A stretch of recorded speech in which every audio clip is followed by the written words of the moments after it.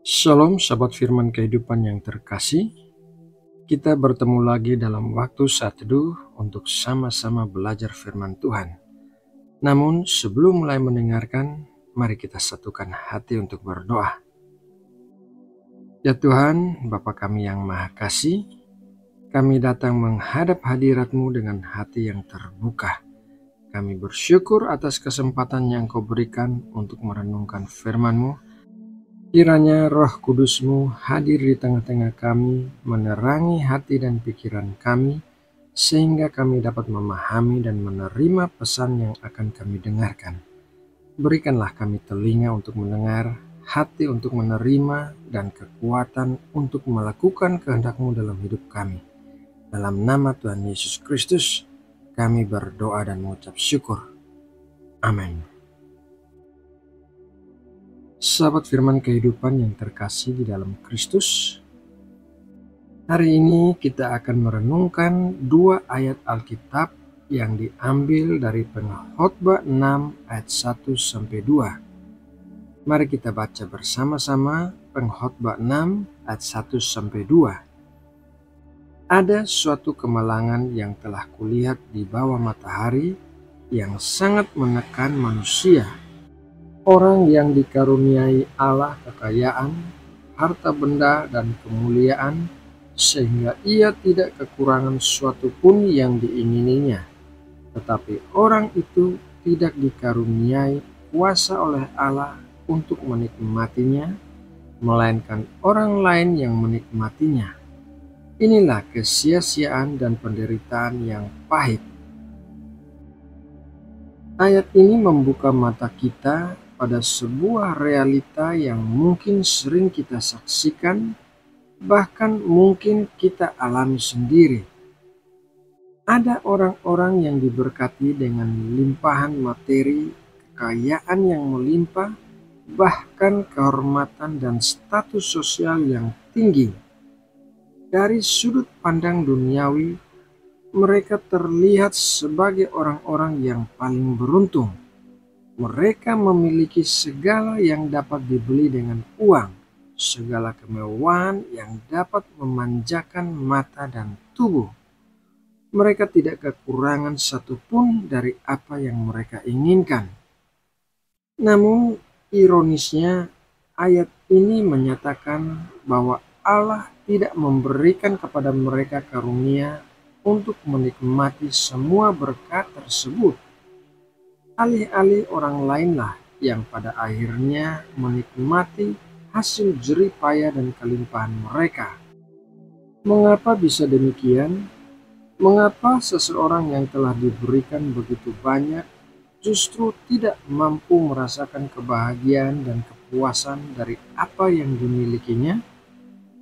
Mungkin saja orang tersebut terlalu sibuk mengejar lebih banyak lagi, sehingga tidak pernah berhenti untuk mensyukuri apa yang sudah ada. Mungkin hatinya dipenuhi dengan kekhawatiran tentang bagaimana mempertahankan kekayaannya atau ketakutan akan kehilangan semuanya. Mungkin pula kekayaan itu justru menjauhkannya dari hal-hal yang benar-benar penting dalam hidup, seperti hubungan yang tulus dengan sesama dan dengan Tuhan. Kita seringkali terjebak dalam pemikiran bahwa kebahagiaan otomatis datang seiring dengan bertambahnya materi. Kita bekerja keras, membanting tulang dengan harapan bahwa ketika kita mencapai target finansial tertentu, kita akan merasa puas dan bahagia. Namun, ayat ini mengingatkan kita bahwa kekayaan dan kemewahan, meskipun merupakan berkat dari Tuhan, tidak dengan sendirinya menjamin kebahagiaan. Ada faktor lain yang lebih penting, yaitu kemampuan atau karunia untuk menikmati. Di sisi lain, kita mungkin mengenal orang-orang yang secara materi tidaklah berlebihan, bahkan mungkin hidup dalam kesederhanaan. Namun mereka memiliki kemampuan yang luar biasa untuk menikmati setiap hal kecil dalam hidup mereka.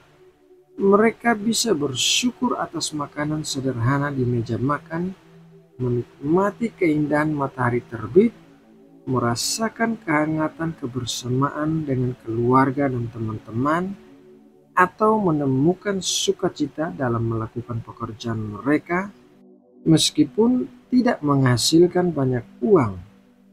Orang-orang seperti ini seolah memiliki mata hati yang mampu melihat berkat Tuhan dalam setiap aspek kehidupan. Mereka tidak terpaku pada apa yang tidak mereka miliki, tetapi fokus pada apa yang sudah mereka terima dan bagaimana mereka dapat menggunakannya untuk kebaikan dan kemuliaan Tuhan. Karunia untuk menikmati bukanlah sesuatu yang datang dengan sendirinya, apalagi dengan kekayaan.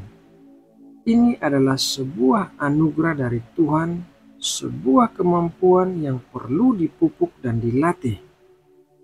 Bagaimana caranya kita dapat memiliki karunia ini? Salah satu kuncinya adalah rasa syukur. Ketika kita belajar untuk menghargai setiap berkat sekecil apapun itu, hati kita akan dipenuhi dengan ucapan terima kasih. Rasa syukur akan membuka mata kita untuk melihat betapa banyak hal baik yang telah Tuhan berikan dalam hidup kita, bahkan di tengah-tengah kesulitan sekalipun. Rasul Paulus dalam 1 Tesalonika 5 ayat 18 menasihati kita untuk mengucap syukurlah dalam segala hal, sebab itulah yang dikehendaki Allah di dalam Kristus Yesus bagi kamu. Selain itu, fokus pada hal-hal yang kekal juga membantu kita untuk menikmati berkat-berkat duniawi dengan perspektif yang benar. Ketika kita menyadari bahwa harta dan kemuliaan di dunia ini bersifat sementara, kita tidak akan terlalu terikat padanya. Sebaliknya, kita akan lebih menghargai hubungan kita dengan Tuhan dan sesama, serta investasi kita dalam kerajaan Allah yang kekal. Tuhan Yesus berkata dalam Matius 6 ayat 19-20, "Janganlah kamu mengumpulkan harta di bumi. Di bumi ngengat dan karat merusakannya, dan pencuri membongkar serta mencurinya. Tetapi kumpulkanlah bagimu harta di sorga. Di sorga ngengat dan karat tidak merusakannya, dan pencuri tidak membongkar serta mencurinya." Lebih jauh lagi, karunia menikmati seringkali berkaitan erat dengan hati yang tenang dan damai. Orang yang hatinya dipenuhi dengan iri hati, keserakahan, atau ambisi yang tidak sehat akan sulit untuk merasakan sukacita sejati. Mereka akan selalu merasa kurang dan tidak pernah puas dengan apa yang mereka miliki. Tetapi sebaliknya, orang yang belajar untuk mempercayakan hidupnya kepada Tuhan dan memiliki hati yang tulus akan menemukan kedamaian dan kepuasan yang sejati yang memungkinkan mereka untuk menikmati berkat-berkat Tuhan dengan lebih penuh. Pengkhotbah sendiri setelah merenungkan berbagai aspek kehidupan sampai pada kesimpulan bahwa menikmati hidup dengan sederhana dan bersyukur adalah bagian dari kehendak Tuhan. Dalam Pengkhotbah 5 ayat 17-18 tertulis demikian, "Lihatlah, yang kuanggap baik dan tepat ialah kalau orang makan, minum, dan bersenang-senang dalam segala usaha yang dilakukan dengan jerih payah di bawah matahari selama hidup yang pendek yang dikaruniakan Allah kepadanya, sebab itulah bahagiannya." Setiap orang yang dikarunia Allah kekayaan dan harta benda dan kuasa untuk menikmatinya, untuk menerima bahagiannya, dan untuk bersukacita dalam jerih payahnya, juga itu pun karunia Allah. Ayat ini menegaskan bahwa kemampuan untuk menikmati adalah sebuah karunia dari Allah. Ini bukanlah sesuatu yang bisa kita raih dengan usaha kita sendiri, melainkan anugerah yang diberikan oleh Tuhan. Oleh karena itu, mari kita berdoa agar Tuhan senantiasa memberkati kita hati yang bersyukur, hati yang tenang dan damai, serta karunia untuk menikmati setiap berkat yang telah Ia limpahkan dalam hidup kita. Baik kita memiliki kelimpahan materi maupun hidup dalam kesederhanaan, marilah kita belajar untuk melihat kebaikan Tuhan dalam setiap aspek kehidupan dan merayakannya dengan sukacita. Dengan demikian, hidup kita akan menjadi berkat bagi diri sendiri dan bagi orang lain, dan kita akan memuliakan nama Tuhan melalui cara kita menikmati anugerah-Nya. Nah, sahabat firman kehidupan yang diberkati Allah, demikianlah renungan firman Tuhan hari ini. Mari kita berdoa menutup saat teduh kita. Bapa di surga, kami mengucap syukur atas renungan yang baru saja kami dengarkan.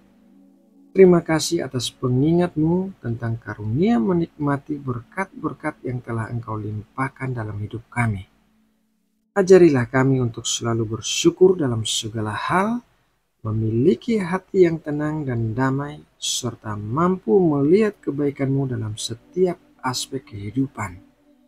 Berikanlah kami kekuatan untuk menerapkan kebenaran ini dalam keseharian kami, sehingga hidup kami menjadi berkat bagi sesama dan memuliakan nama-Mu. Terima kasih ya Bapa. Kami berdoa dan mengucap syukur di dalam nama Tuhan Yesus Kristus. Amin.